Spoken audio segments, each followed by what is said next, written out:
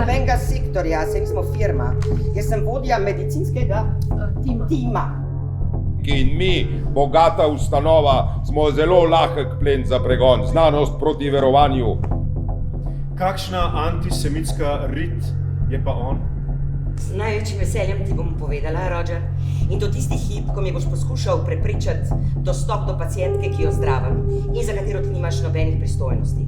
Se pravi, v eni uri lahko že mrtva, pozdraviti se je ne da, vi pa meni govorite, da ne more prejeti sakramenta za umirajoče. Tako je. Vi lahko ignorirate svoje skupine zato, ker ste del elite. Zame ni mesto v zgodbi, ki jo pripoveduje svetu o Ruth Wolf. In še tudi nikoli ni bilo. Pa o čem govoriš, ponosna sem nate.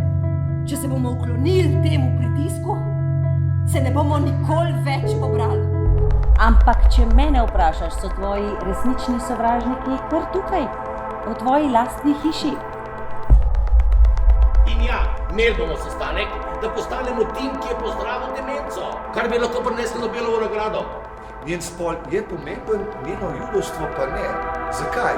Ponudil sem ti pomoč, ti pa si jo zavrnila! Bi ti drugače ravnal, če bi bila jaz moški?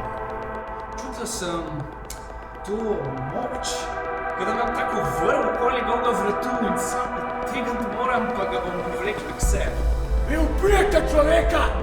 Umorište mojo punčko! Predvidevam, da opravičilo sledi. Očitno nisem naredila vsega, kar je v moji moči, da bi rešila inštitut pred plazom zlonamerne pozornosti javnosti, ker pač nisem bila pripravljena žrtvovati svoje integritete na oltarju političnih interesov.